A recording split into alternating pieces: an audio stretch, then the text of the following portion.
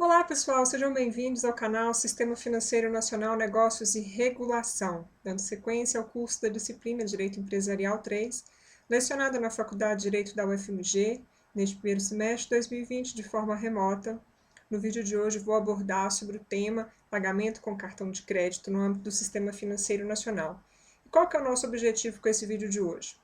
Considerando que o pagamento com cartão de crédito promove a circulação, a movimentação de moeda e crédito, entender a atividade profissional que oferece ao mercado esse meio de pagamento e suas funcionalidades se traduz em conhecimento básico necessário ao estudante que esteja estudando a atividade de movimentação de recursos financeiros que envolve moeda e crédito, não é mesmo?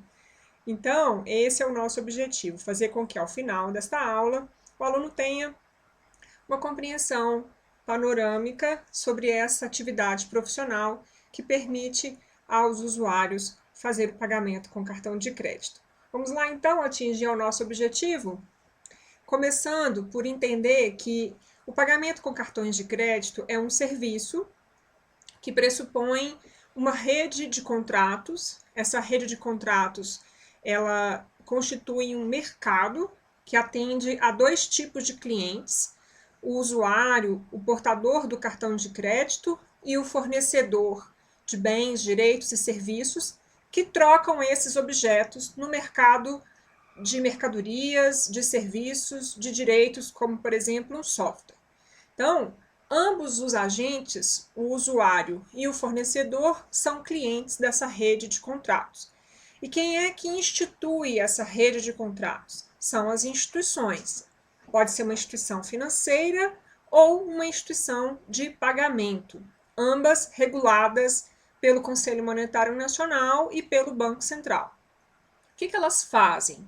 Elas praticam uma série de atos para que o adquirente desses objetos possa pagar a prazo, o objeto adquirido, e o fornecedor receber o valor do bem ou do direito ou do serviço dessa mesma forma, a prazo.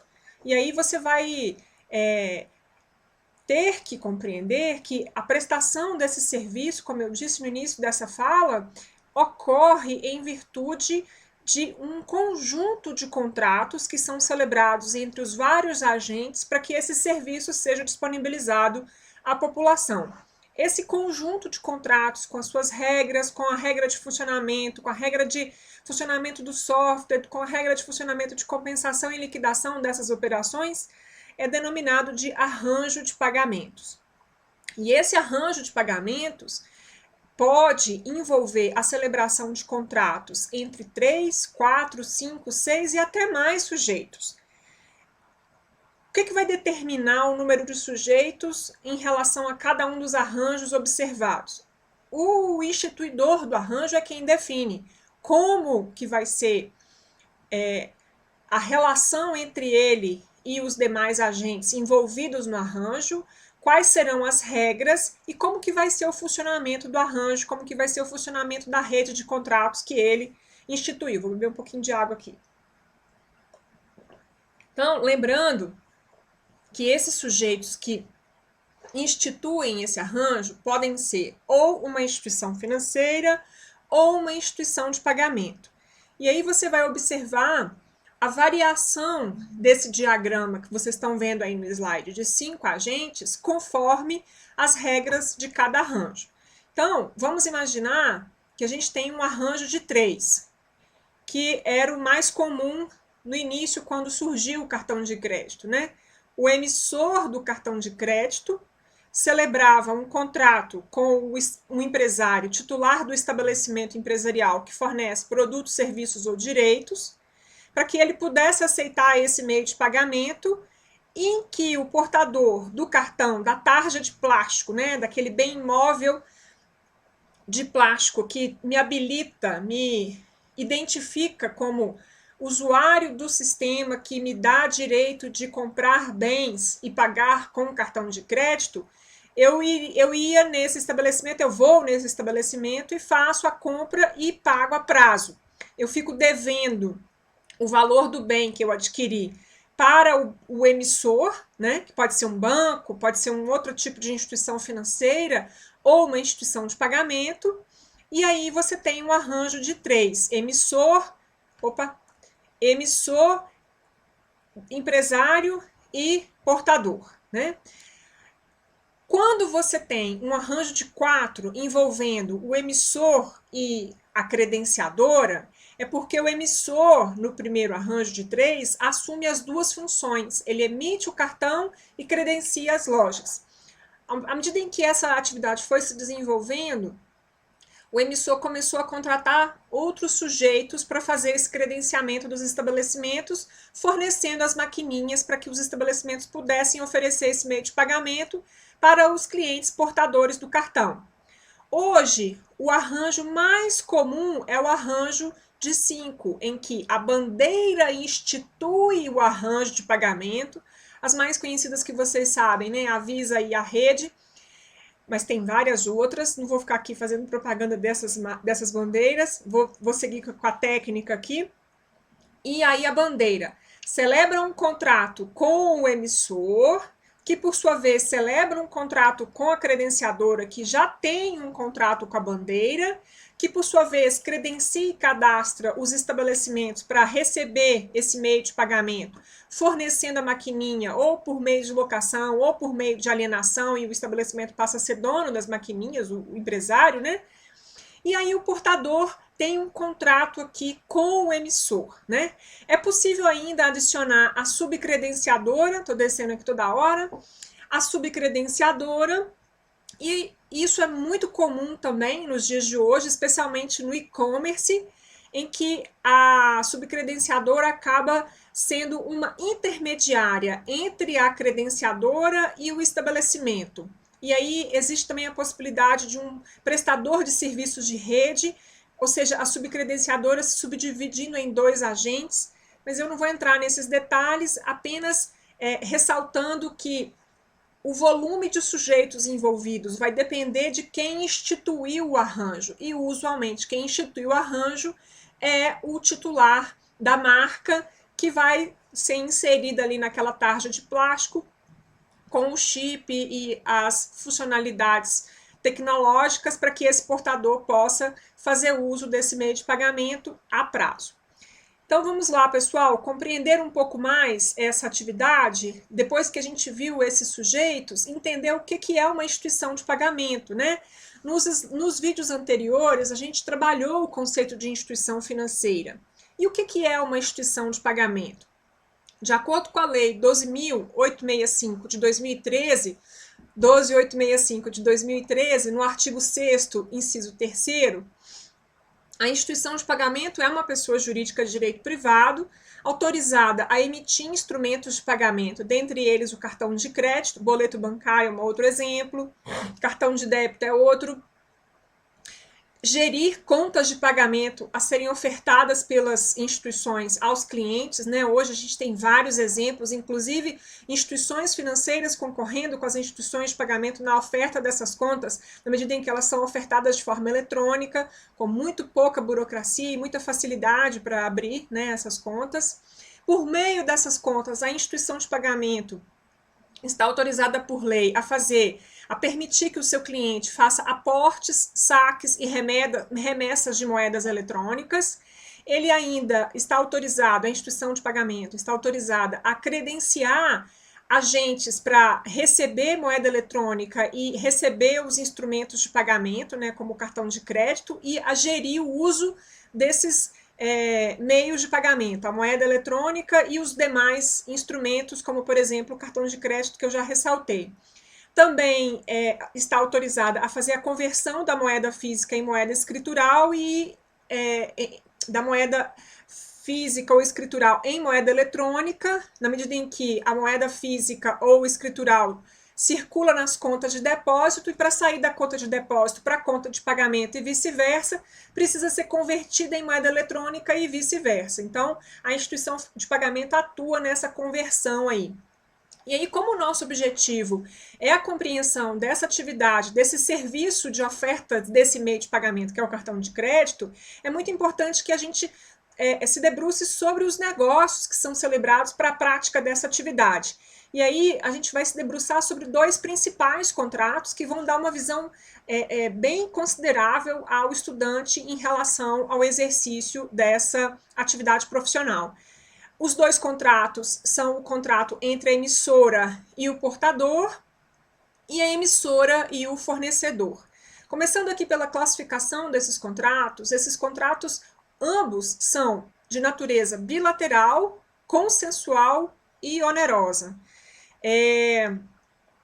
Vocês podem observar que o primeiro contrato entre a emissora e o portador do cartão de crédito, o portador do pedaço de plástico, né, está com asteriscos. É porque é possível que esse contrato seja unilateral e gratuito, caso não seja estabelecida a tarifa. Então, isso vai depender do contrato, mas normalmente eles são ambos os contratos bilaterais, consensuais e onerosos. O que significa ser bilateral mesmo?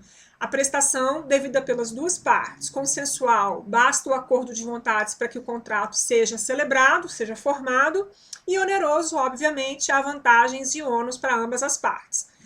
Ambos os contratos são de natureza de prestação continuada, o que significa que você vai ter fases contratuais, dependendo dos atos que os agentes praticam, gerando direitos e deveres conforme cada fase do contrato. E aí vamos examinar cada um deles de forma pormenorizada agora. Vamos lá. O contrato entre a emissora e o portador. Quem são esses sujeitos? Quem é a emissora e quem é o portador? Bom, o portador é o cliente. Pode ser uma pessoa física ou uma pessoa jurídica. A emissora, como eu já disse, é uma instituição financeira ou uma instituição de pagamento. A gente já estudou o que é uma e outra, né? E aí você vai observar que esse contrato ele vai ter a possibilidade de se desdobrar em 2 fases. Na primeira fase, quem é o credor é o cliente, é o portador do cartão. Ele é que é o titular aí, nesse primeiro momento, do direito pessoal patrimonial de crédito. Direito de exigir da devedora, instituição financeira ou de pagamento, a entrega da prestação devida.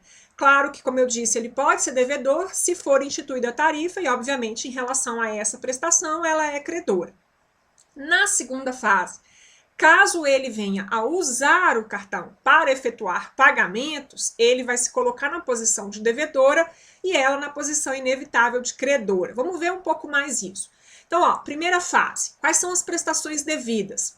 Para a gente estudar as prestações devidas, é preciso a gente localizar quais são os objetos dessas prestações. Então, a gente tem 2 objetos aqui nessa primeira fase. O serviço prestado pela instituição financeira ou de pagamentos e a moeda prestado pelo cliente, caso tenha sido fixada a tarifa. Então, o cliente, nesse primeiro momento, ele é credor do serviço que a instituição financeira ou de pagamento deve prestar a ele de fornecer o cartão com o limite de crédito disponível. Se ele vai usar ou não é uma questão dele lá, pessoal, né? Ela, portanto, deve a ele o serviço de fazer o registro da moeda eletrônica no chip do cartão. E, obviamente, contratar os fornecedores e credenciadores que vão aceitar, né, esse meio de pagamento, que vão aceitar o pagamento com o cartão de crédito. Como eu disse, ele pode dever a moeda, a quantia de moeda fixada na cláusula que estabeleceu a tarifa e, obviamente, ela vai ser credora dessa prestação se contratada. Caso o usuário do cartão, o portador, o cliente, faça uso do cartão para efetuar pagamentos de objetos que ele adquiriu ou de serviços que ele contratou, aí ele vai ser titular, ele vai ser o devedor, ela vai ser titular do direito pessoal patrimonial de crédito, ele vai dever a quantidade de moeda que ela financiou para que ele pudesse adquirir bens ou direitos ou contratar serviços, e ela tem o direito a receber essa quantidade de moeda correspondente ao crédito que ofereceu para ele. Claro que isso ele vai dever até o vencimento da fatura, até a data do vencimento da fatura. Caso ele não pague o valor da fatura no vencimento, ele ainda vai ficar conforme a modulação contratual, devendo juros e taxas que porventura tiverem incidido aí conforme o contrato entabulado. Ficou claro, pessoal? Espero que sim. Vamos passar aqui ao segundo contrato agora entre a emissora e o fornecedor, o titular do estabelecimento empresarial físico ou eletrônico que oferece produtos, direitos e serviços. Quem são os sujeitos dessa relação contratual? Bom, o fornecedor, nesse caso, é o cliente da instituição financeira ou da instituição de pagamento. E, obviamente, ele pode ser uma pessoa física ou uma pessoa jurídica.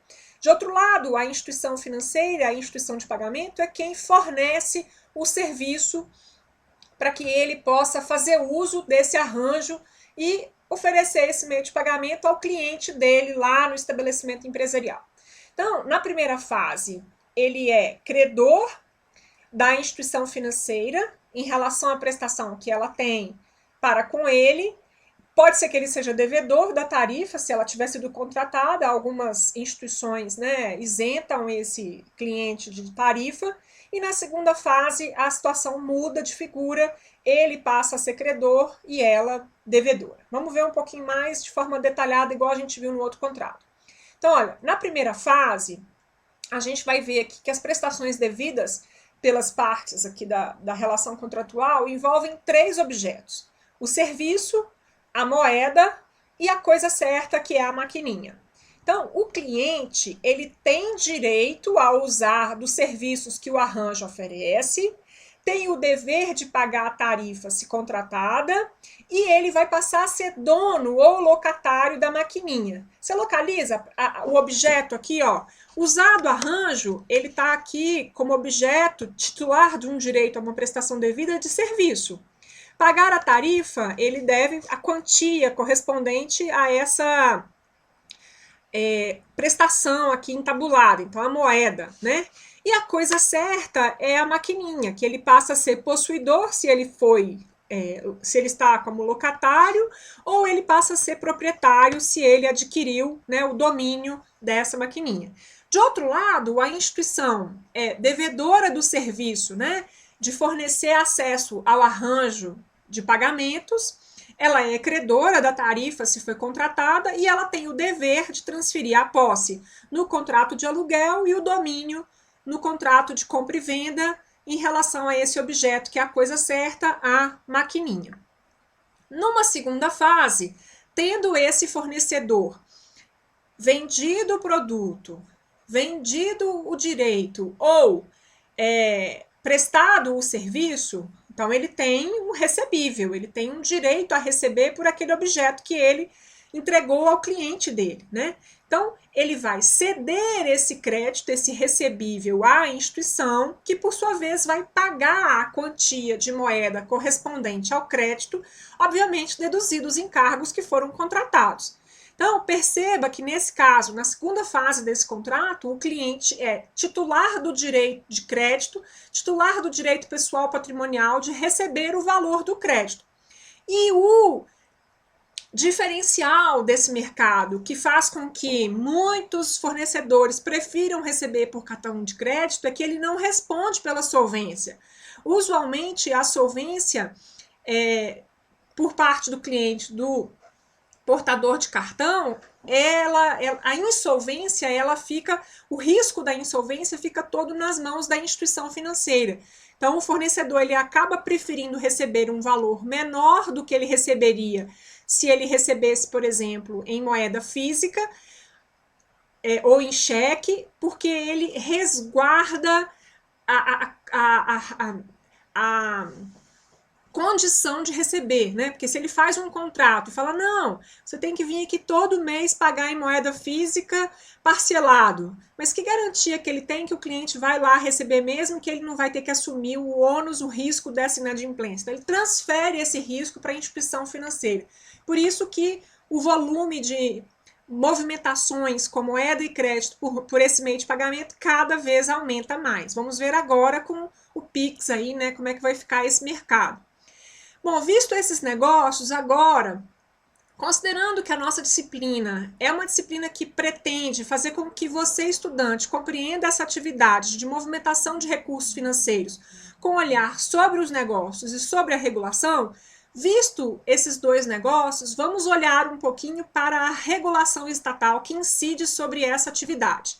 E aí eu escolhi Para começar, essa circular aqui do Bacen, de 2013, do ano daquela lei que criou a instituição de pagamento, que passou a permitir que o Banco Central regulasse essa atividade, lá no artigo 2º, inciso 1º, tem uma regra que fala assim, olha, todos os arranjos de pagamento e instituições de pagamento que auferirem 500 milhões de reais em volumes de transações ou mais nos últimos 12 meses são obrigadas a integrar o sistema de pagamentos brasileiros e a submeter a regulação que incide sobre esse sistema.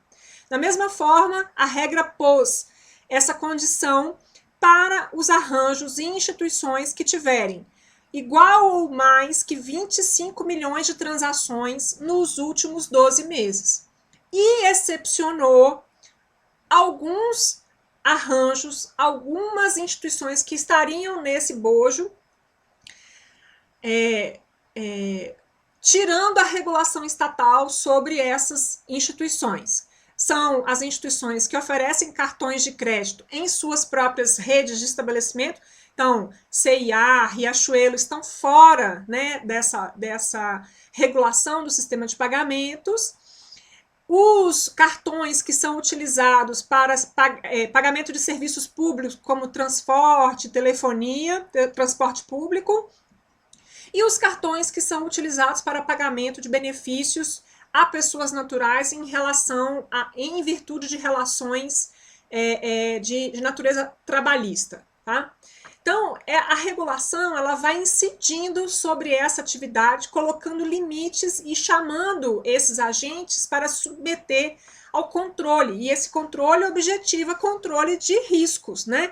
Risco de liquidez, risco de insolvência em cascata, risco de prejuízo, né, à poupança popular.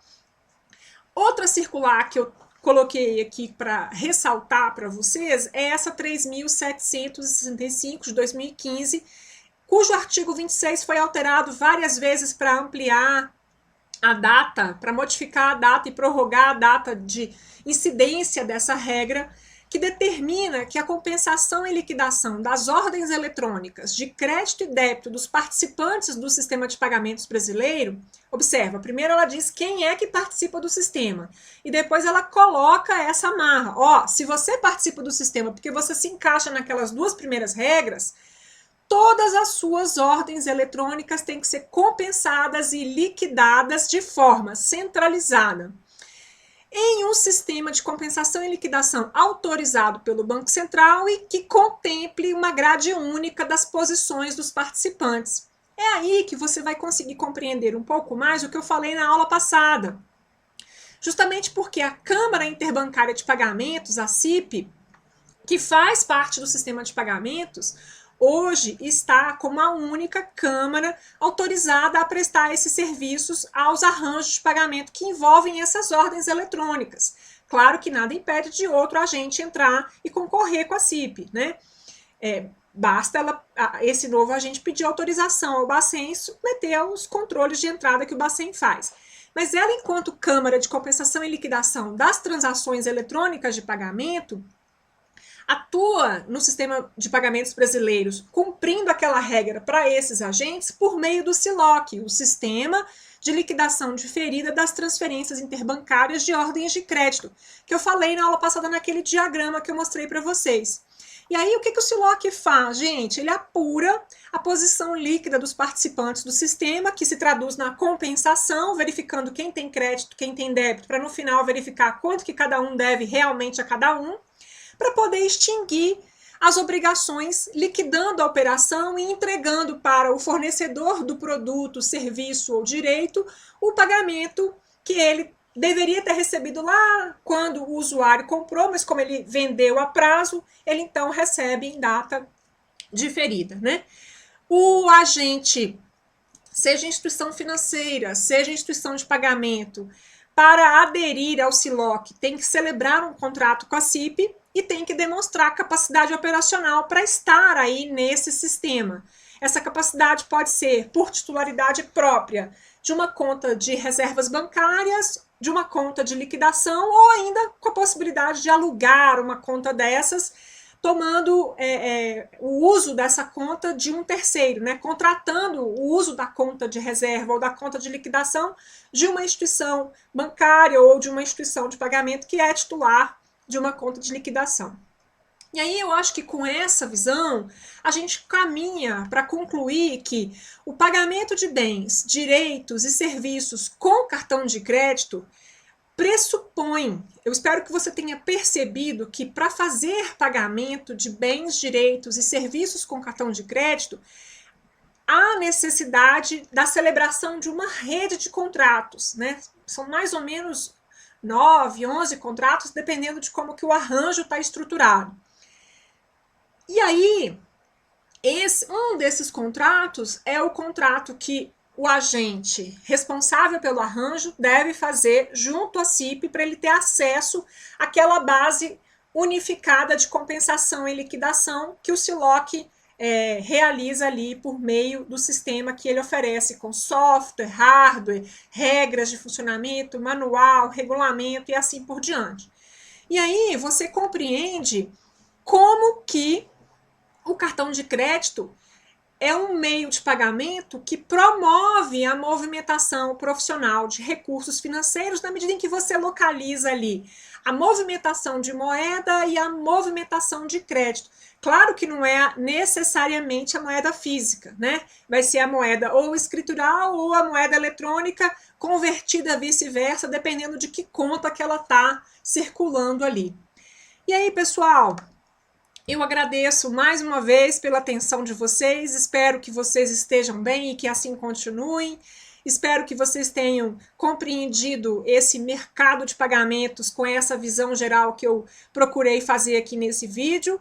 Deixo um forte abraço e até a próxima. Tchau, tchau, gente!